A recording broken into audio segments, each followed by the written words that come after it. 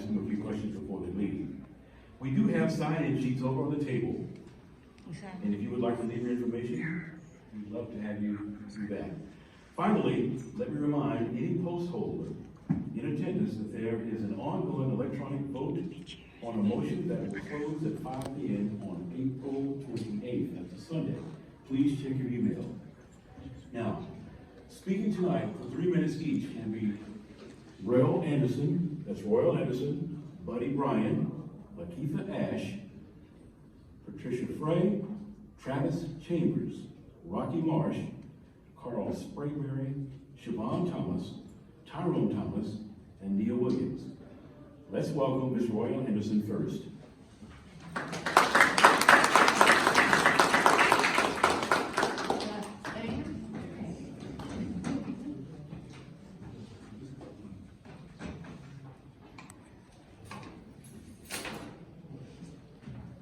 Good evening, everyone. Good evening. I would like first to thank you all for coming out to learn more about what's going on in your local government. I would like to thank the chair of the Muskogee County Democratic Committee, as well as her board and the members that have put this event together. As the gentleman said, my name is Royal Anderson, and I am running for Muskogee County Coroner. Why am I running? Well, first I want to say I'm not running against anyone. I'm running for the people. With me, you get someone that has medical experience that will bring a new lens to the death investigations here in Muskogee County. You get someone that will bring innovative and resourceful ideas to keep up with the needs of the community. You will get someone that has already been engaged in the community prior to running for office. I've been in numerous organizations such as the Mayor's Commission for Persons with Disabilities, helping disabled individuals, well, we call them able individuals, to get jobs. I've also served in my sorority here locally as Vice President, Sigma Gamma Rho Sorority Incorporated, local PTAs. I've also served, one of my favorite servant leadership opportunities was at Columbus State University. While I was there getting my second degree, I actually started an organization called Now Me on Campus, the National Alliance on Mental Illness, and I was the first president. And that organization focused on making sure young people were aware of their mental health and were taking care of themselves during their college careers. I have a few more, but as you know, I started my list and just know it goes on. I only have 3 minutes. Do we have someone counting? Okay. Anyway, so yes, and then finally you get someone that is running because she's tired of the ballot having one name on it. Our citizens deserve to decide, to have a voice in who the county coroner is. We appreciate you all voting, and you all should have an opportunity. So I thank God that God told me to run this year. I've been thinking about it for about 6 years. I've talked to Arthur Sombry over in Phoenix City, the coroner over there, over the years, and consulted with him, and he's encouraged me to run, me being a registered nurse for 20 years, and so this year was time. God said it's your time to move and get to work. Run your race. So here I am. Again, my name is Royal Anderson. I'm running for Muskogee County Coroner. I pray to do well and good, and I do have passion and compassion for our citizens when it comes to the actual job of the coroner. Let me say that. I do want to take care of the deceased and their families, as well as the living. Thank you for your time. Vote for me, May 21st. We are going to have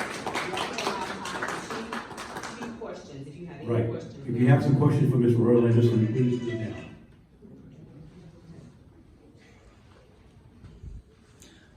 Any questions for Royal Anderson, running for coroner, Muskogee County?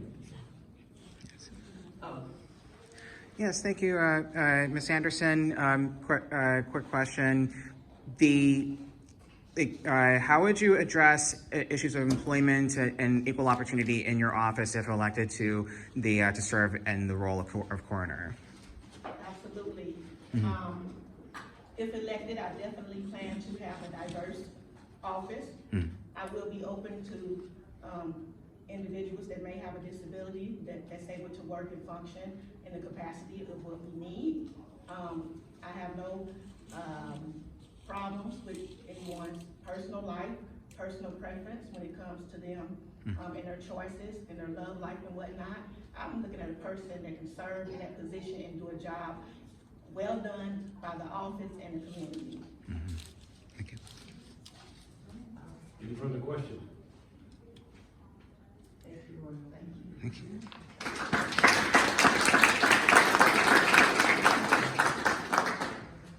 And before we continue, I'd like to recognize our president of Muscogee County Democratic Party, Ms. Vivian Bishop's in attendance.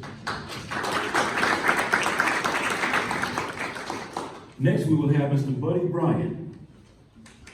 Thank you, sir. Yes, sir. I don't use a microphone, my voice carries pretty well. I did write a few notes down because I wanted to hit on a few highlights, to be honest with you. I'm Buddy Bryan, Muscogee County Coroner. I am the incumbent. I've been in this position for 12 years because the citizens of Columbus have put their trust and confidence in me to do a good job with dignity, morals, ethics, and professionalism. And I've proven them correct. I feel like that this department deserves the best that we have to offer. We're the #1 coroner's office in the state of Georgia. We're the envy of all the other counties because we rank so high in the state. Columbus is not a 2-horse town anymore. It's the second largest city in the state. We do about 1,250 death investigations a year, and we do a thorough job for our families. We make sure that we make the right decision. I have an extensive medical background as well. I graduated from Columbus High. I've lived here my whole life. I went to Milton Jones College of Mortuary Science, where we studied anatomy, chemistry, microbiology, and pathology. But you learn it out on the streets, and you learn it by reading medical records and talking to the family and meeting with the doctors. And that's the most important thing, to make the right decisions, because it takes a lot to do that and be honest and have integrity. Some of my accolades, I'm extremely proud that I've been elected by my peers as Coroner of the Year for 2 years. And some of the programs that we put together, pauper and indigent programs. We started a program where we can bury or cremate a person who's indigent with no money for disposition and no cost to the family. And we do about 125 of those a year. That speaks well. We partnered with Dr. David Lewis, superintendent of the school. We go into the school with a PowerPoint presentation and a speech to the children in order to try to fight crime, future people that are going to jail. And we do a good job of that. We also work with the Child Fatality Review Board and teaching young mothers not to co-sleep, not to have items such as stuffed animals or blankets in the beds, trying to prevent the mortality of these young children. Some of the other things, I'm director of the Mass Fatality Review Committee for this district. That says a lot. If we have a mass fatality, if pain goes down, I'll direct it. I'll direct the other coroners to come into the city, arrange for the refrigerated trucks, and whatever's necessary in order to get these deceased people back to their hometowns. I have an excellent rapport with Fort Moore. Anytime we have an active duty military personnel that passes, we turn it over to them. That's their body, that's their person, that's their family. And we treat everybody with respect and dignity. You are my family, every one of you out there are my family. I don't go by color, race, I don't go by how rich you are, how full you are, if you're a Catholic or a Baptist. I've got 300 more signs. If you want a sign that came in today, please give me a call. I'll be glad to put one out. And thank you for allowing me to be here tonight. Do you have any questions for Mr. Buddy Bryan? Hi, thank you for being here tonight. My question is this. This is about partisanship. This is a Democratic forum, or Democratic Party forum, and from my understanding, I have thought that hello, how are you? Good. Right. My understanding is that you have not always sided with many of the Democrats in office nationally and statewide, and possibly locally, I'm not sure about that, but I was wondering, as someone who has posted negative things about immigrants being in our community, how do you propose to handle your office in the face of that? Well, I tell my office, I don't go in and ask if a person deceased is a Democrat or a Republican. And I'm not gonna address that with you because I knew somebody that thought they were smarter than me would bring that up. Great. So Tell us anyway, to then. be honest with you, I vote according to the person. I don't. Well, Sorry. that's your prerogative. Mine is if I think that it's the right person for the position, then I vote for them. How about that? Okay, And but I have why- run as a Democrat, been elected for 3 consecutive elections. I expect to be the coroner at midnight on May the 21st as well. Okay, great. Will you? Okay. Anyone who comes back here, yes, please face this way. Yeah, I just wanted to address that. It's something that was brought up in the 2020 race, and I think it shouldn't be addressed. And I addressed it to her on purpose, so she did that on purpose. I don't think that you would have said with all due respect. Ma'am? Yes, sir. Yes, Harry Underwood, question in light of recent decisions like at the state and federal level regarding the LGBT community.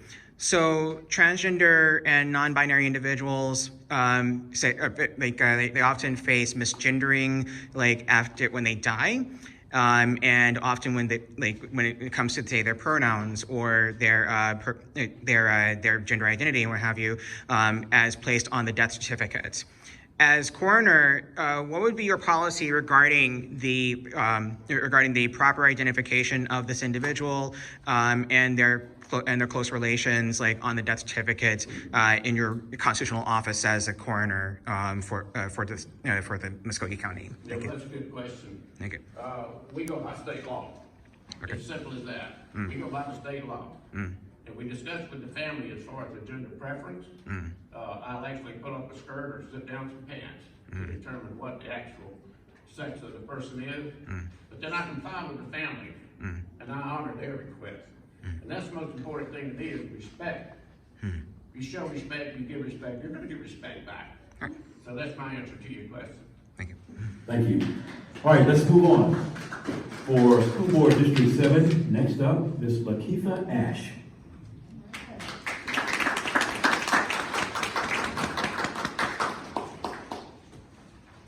Hi, good evening.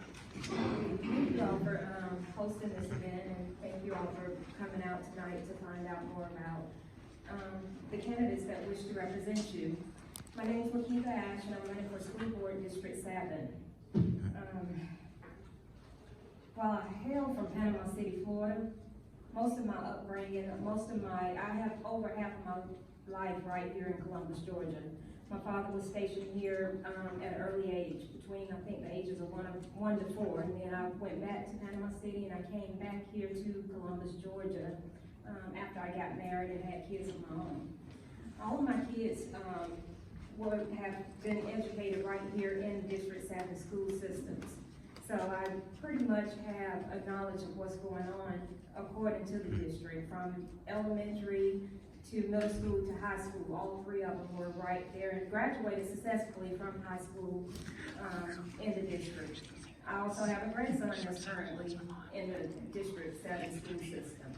I also am a business entrepreneur in the District 7 community, and I'm a strong advocate for District 7 or just Columbus, the community. I go to bat, I live there, I work there, I fellowship in District 7, and it's just near and dear to me. Pretty much my priorities are strengthening the collaborations, engagement, community engagement. A lot of decisions are made on our behalf that we don't even know about. So pretty much strengthening those community engagement and quality representation. For so long, we've had people represent us that don't even know us, or don't even want to know us, or don't even, correspond with us. So pretty much I want to change that, give it a whole new dynamic as far as how our community really work with, y'all, I apologize, but just how well our community work with the school systems. And that's pretty much it for me.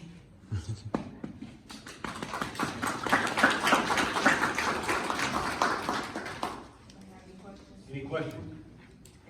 Yes. Hi, Ms. Ashe. So, in light of ongoing attacks on the freedom of expression for students, let alone for also teachers in the public school system, both here in Georgia and in other states as well. What is your policy, and especially in whatever you're able to do as if you are elected to the Board of Education here in Columbus, how would you try to counteract those sorts of policies, or try to work around those policies to ensure that we welcome diversity and equity and inclusion in our school system here in Columbus? It's just pretty much very engaging with the community is welcoming, and knowing what people want,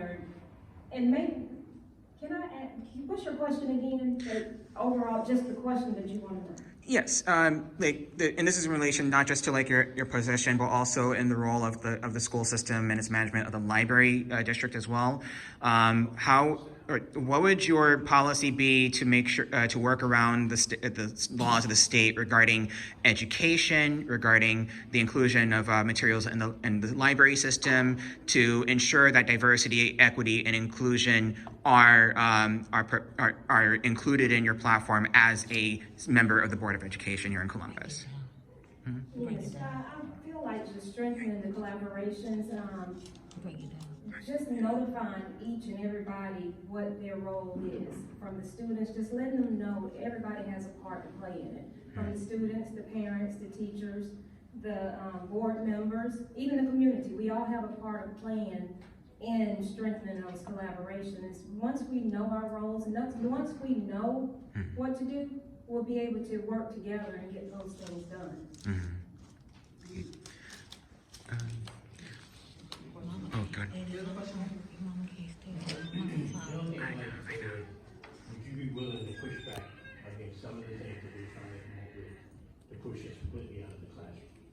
Would you be willing to stand strong and say, no, this is wrong, to the school board, to the school district, when they try to force us completely out of the classroom and the textbooks completely?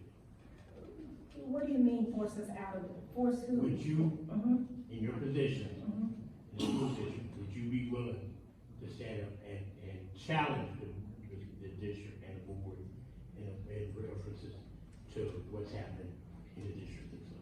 In the district itself, I really feel like with me, whatever is in the best interest of the community is what I'm willing to do. As far as if, I'm not gonna make that decision without knowing what my constituents want to know, how they feel about it, getting their input in it. I'm not just gonna say, hey, this is how I feel, because it's not a voice, it's not my voice, it's our voice.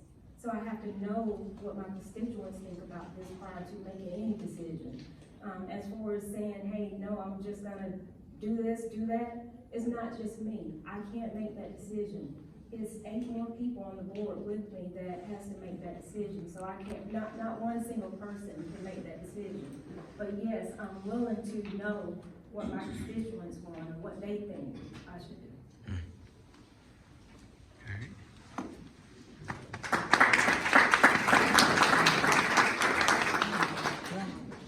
Next up for School Board 7 is Patricia Frei.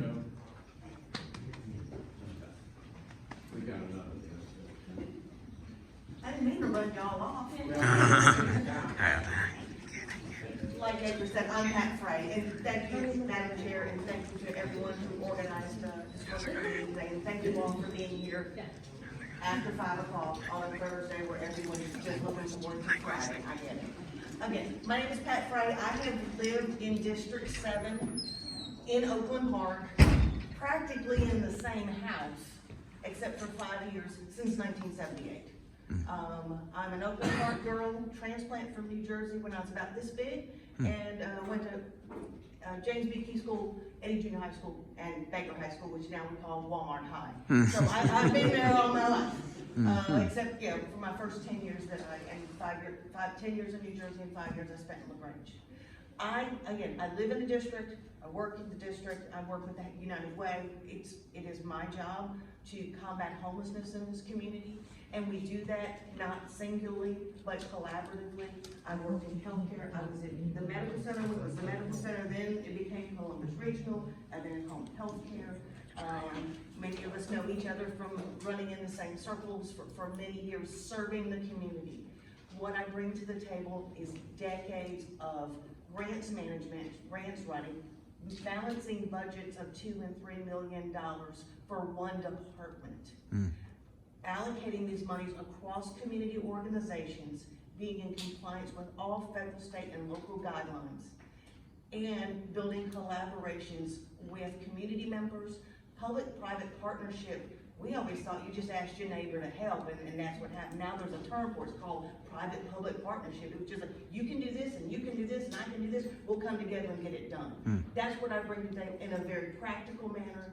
The Pat you see today is the Pat you're gonna see tomorrow. There's no holds barred, but I will push if we need to push an issue, if we need to step back and take a back seat, we can do that too. Whatever the constituents need, but also what the students need. We're at a precipice in our district right now where some things or major changes are going to happen for our students, and we're giving them the tools that they need to be successful tomorrow, next year, and in the long term. And we have to stay the course. And with the board that we have, we can stay the course, we can see this through. I'm just asking for a full term. I've been in this office since June of last year. I'm asking for a full time to make some real impact. Thank you.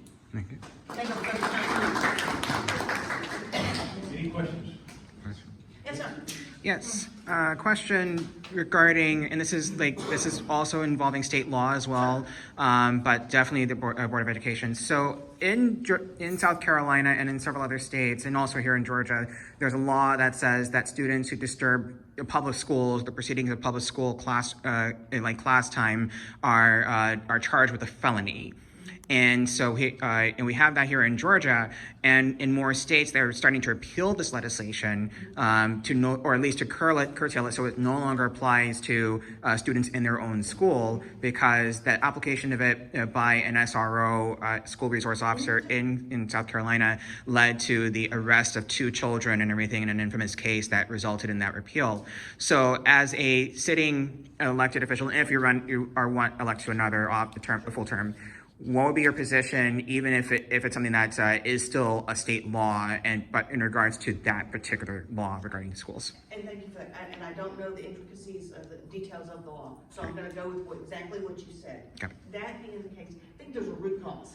There's always a root cause analysis of when there's a disruption. Many of the things that are going on in our schools are due to what's happening in the community, and it's coming into the school. The child is coming to school with not just their physical backpack on, but they're coming with their mental and their emotional and their economic backpack on, because we're not dealing with it out there. Right. So it's to getting to those root causes that we can help alleviate that. And that's one of the things that we can do when we have smaller class sizes and the children can have some focus time. So, Right.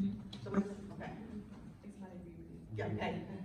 Yes, sir. Yes, ma'am. Hi, this is admittedly a fairly big question, so Sure. please take it however, in whatever direction.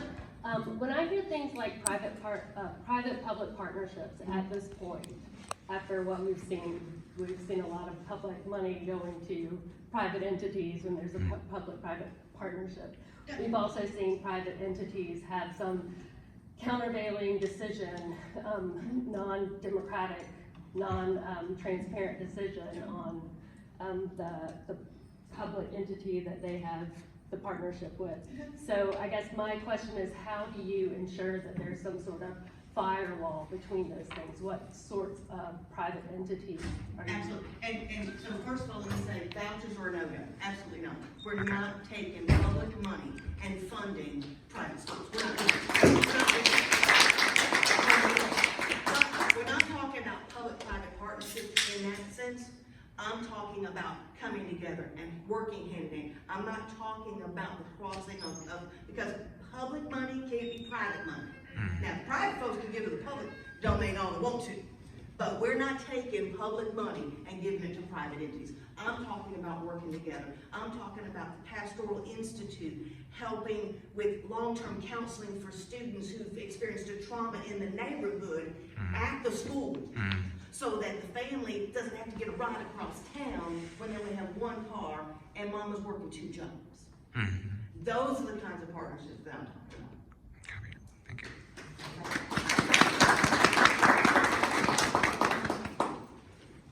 For council at large, we have 2 speakers.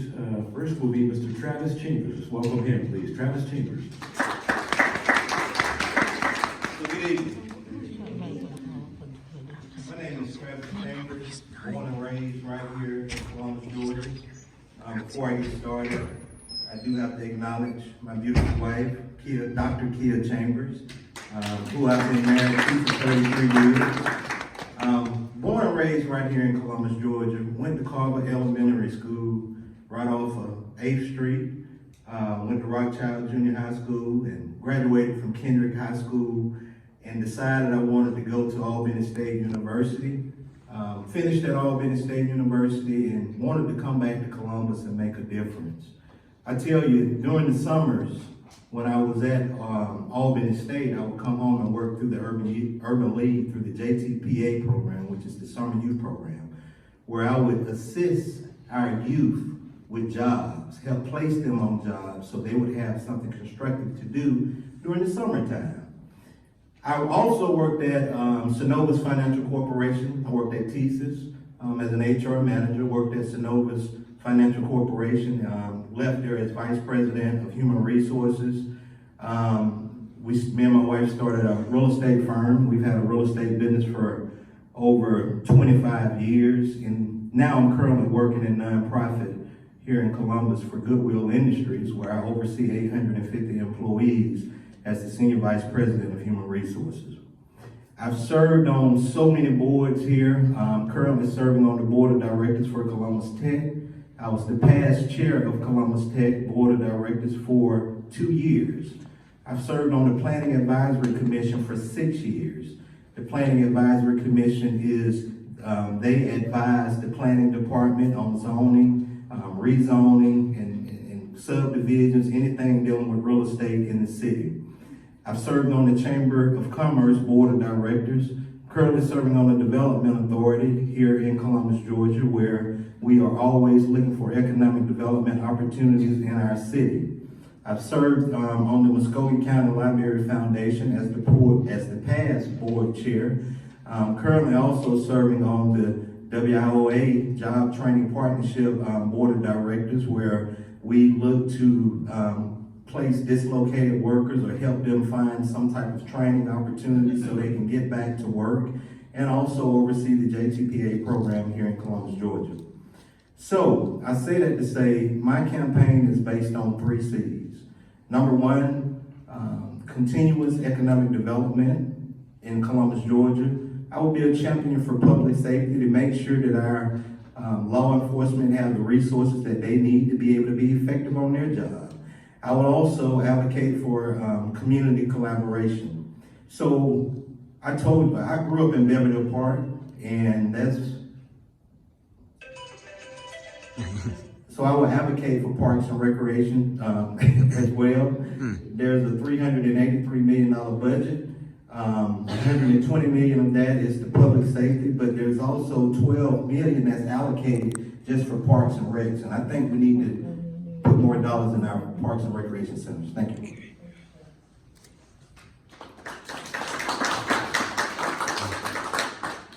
Thank you, Mr. Chambers. A quick question, and then many of us, including myself, have just come from the memorial service for the dearly departed former city council member Pops Barnes, and condolences to his family, by the way. And one thing from my work with him in helping him with a lot of his communications that we often talked about, and that he advocated for, and that I spoke in favor of both pieces of legislation. One is a citizen review board to review conduct by the Columbus Police Department and other law enforcement officials.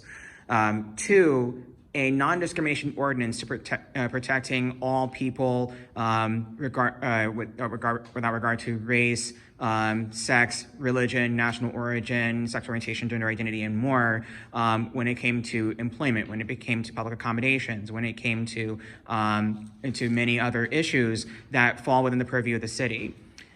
How would you push for that legislation, and if so, how? Or what would be your response to that? So being in HR with 30 years, you have to know that I do embrace diversity.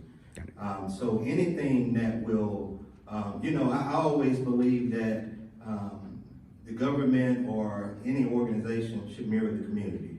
So any type of ordinance that will support diversity, I support it wholeheartedly. Now, in regards to conduct, police conduct, I do believe that there should be an advisory board to oversee that as well, because everybody should be held accountable and responsible for their actions. Thank you. Thank you. And can I? Any more questions? I think Harry had for Mr. Chambers. You got another question for Mr. Chambers? One more question too. Yes, real quick. So me and my mom, we live off of North Veterans, in the area of Old Town, Northside High, and the newer construction that they're building, especially in the road going towards Catala. The closest park that we have next to us is Double Churches. It's not that open of a venue, and it's only just like for the playground and other play areas, but not for green space.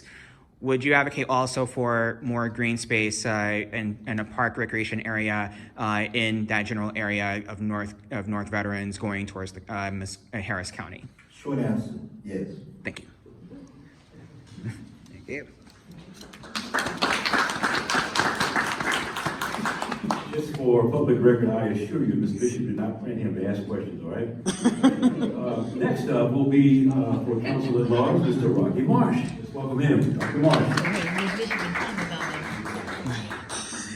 I hope it's okay if I stand right here and project. Good afternoon and good evening. Good evening. MCDC, thank you so much to the officers, to the members. It's good to see a lot of familiar faces here tonight. My name is Dr. Rocky R. Marsh. I am a 10-year resident here in Columbus, Georgia. And the first thing I would like to say is Columbus really is a good place to live, work, and play. After a successful and very happy, tiresome 20 years, 20 days, 9 hours, 15 minutes, and 11 seconds of service. Yeah. I never forget how much time, because that's important to me, and I'm gonna tell you why it's important to you. But after that time, I relocated to Columbus, Georgia, where I found my career. I work on Fort Moore as a budget analyst. I found my forever home, and by the God's will, I found my forever wife, met and married here in Columbus, Georgia. And we're both from Alabama, so it kind of worked out. But since I have been here, I have put in a lot of work. I have made myself, my services, all of the skills that I have acquired in my global travel, I have made those available and offered them to anywhere that I have been able to get into here in Columbus. And I have done that to work with people who look like me, people who think differently like me, who worship, who love differently like me. And I believe that's as important when being a representative of a community. So I don't have a platform, but I do have 3 commitments of priorities that I like to focus on. City-wide economic development, to develop the city at an equitable rate, to make sure all parts get attention. Retention of talent. I talk to a lot of young people who cannot wait to leave Columbus, but I want them to stay in Columbus, to build their families, to establish their careers, and then later on lead Columbus. And then lastly, I would love to sustain our municipal support. As we do all these amazing things, we should not forget about our parks, our recs, and all our municipal services. So I want to make sure that I leave time for questions. But ladies and gentlemen, I am happy to stand here today. This has been a long journey. And after the years of service, the commitment that I gave to those 20 years, 20 days, 9 hours, 15 minutes, 11 seconds, I promise to give that same energy to Columbus, Georgia, and every day if given the opportunity to serve. I am a candidate for our District 10 at large in both the general and the special election. So I ask for your vote, confidence, and with that, I'll take questions. I got two over here, 1 and 2. Go ahead. I'm sorry. Concerning parks and recs, I really feel like young people need more facilities, swimming pools and buildings and services that they can go to. And will you support that, and will you also provide security so that they will feel comfortable coming and going from those facilities?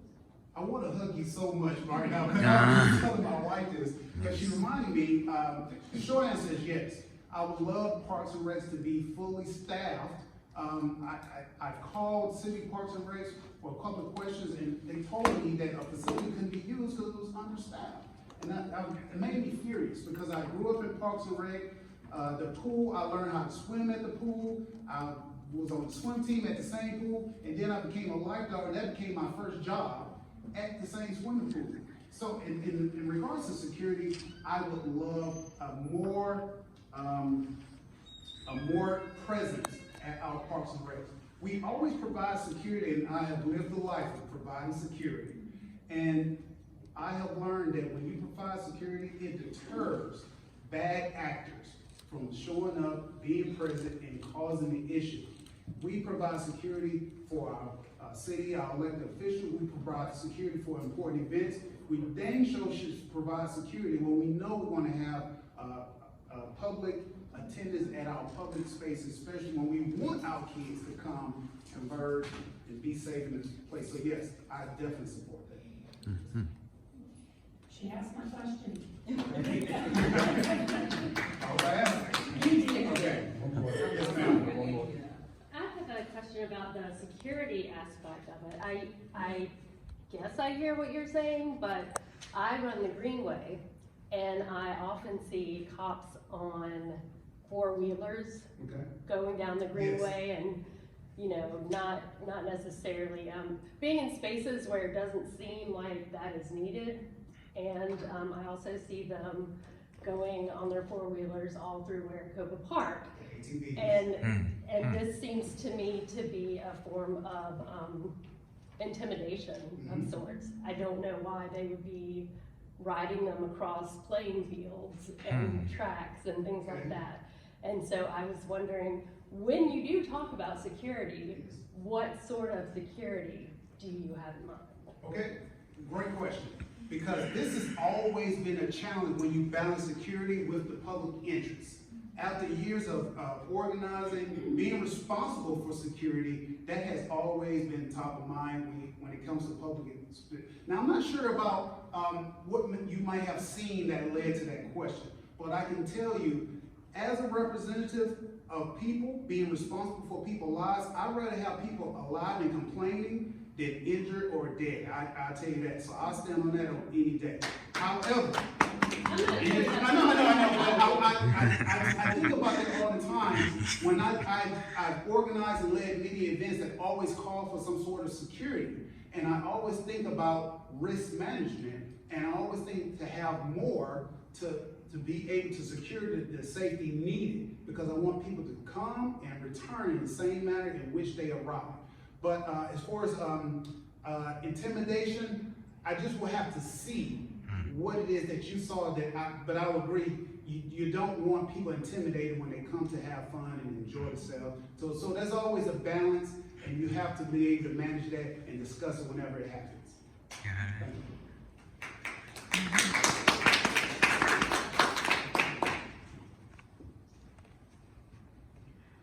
Okay, you're running for House District 139. Let's welcome Mr. Sprayberry.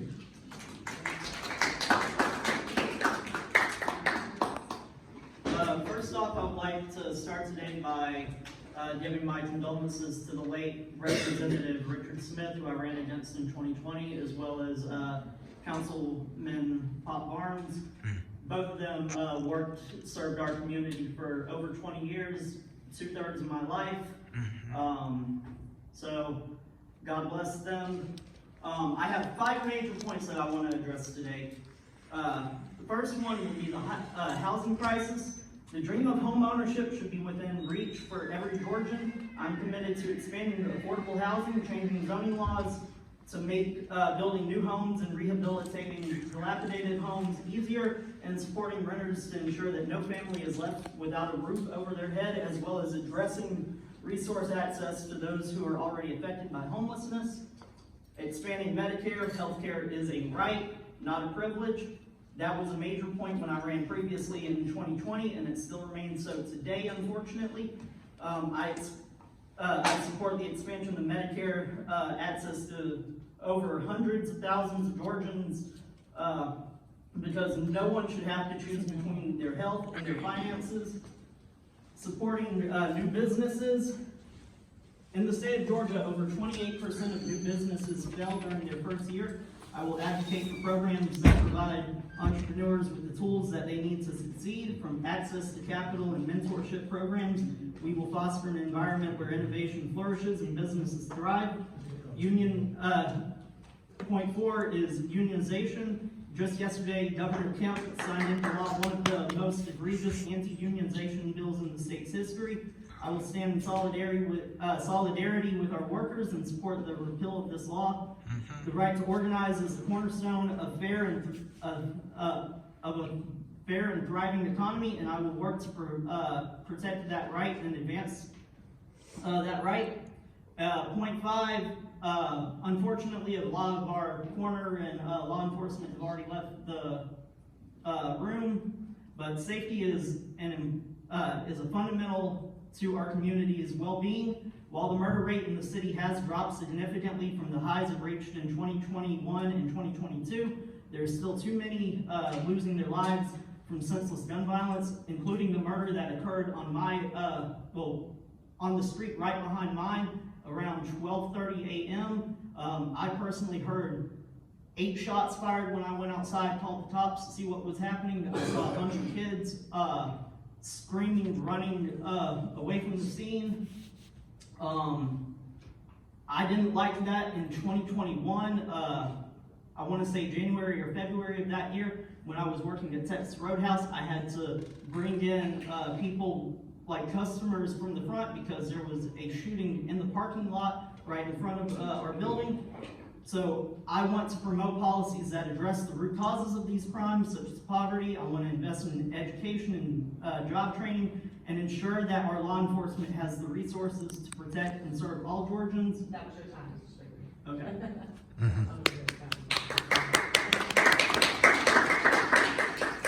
So we are going to kind of cut the questions a little bit, because we do have Shevon and Tyrone that have to go. Nia's not here, and we're coming up on 6:30.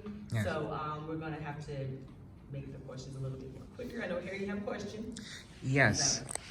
Quick question regarding recognition, support for indigenous rights and everything and sovereignty here in Georgia, and also the recognition of the Gullah Geechee people on the Sea Islands region. What would be your plan to address both, especially given what happened here, back in the 1830s and 20s with the Trail of Tears? So, in regards to that, the Supreme Court has actually given a lot of rights to those who have been relocated over to Oklahoma and Nebraska, all of those states. Unfortunately, we cannot completely reverse the legacy that Andrew Jackson left, but we need to provide them with the resources here. We need to respect them, to honor them, and just promote our state's history, which is their history as well. And also with the Gullah Geechee as well on the Sea Islands, what would be your response on that too? In regards to what in specific? Like, say, the property issues where, the property is often at peril because of what they call heirs property, which is there's a conflict with state law and everything, and that results in like in conflicts like what happened with that one lady in her 90s who this company wanted to buy her land, and it was and they went through a whole lot to try to put her through regarding that issue and everything, rather than let her have her land, even as a Gullah Geechee person and everything on the Sea Islands area. Well, I'm sure this is true for a lot of y'all in here. I get calls from people who are trying to buy my house constantly. Any sort of harassment like that, I will pass, or I will support any legislation that ends that kind of a harassment for her, for me, for everybody. Thank you so much. And remember, your vote is powerful. Let's create the change we want to see. Amen.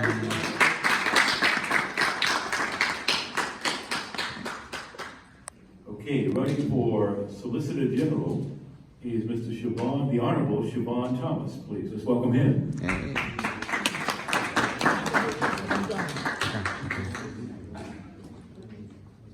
Good afternoon, everyone. And thanks to the Democratic Party and Mr. Chair, Mr. Host, for this opportunity.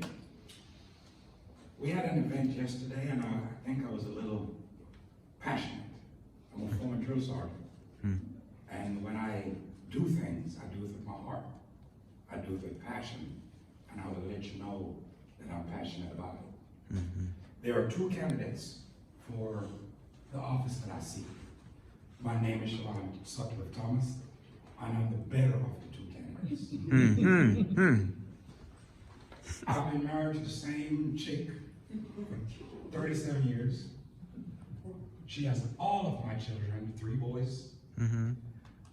Yesterday I told that audience, and I will tell this audience, I have a son by the name of Shevon Thomas. He's also an attorney. But to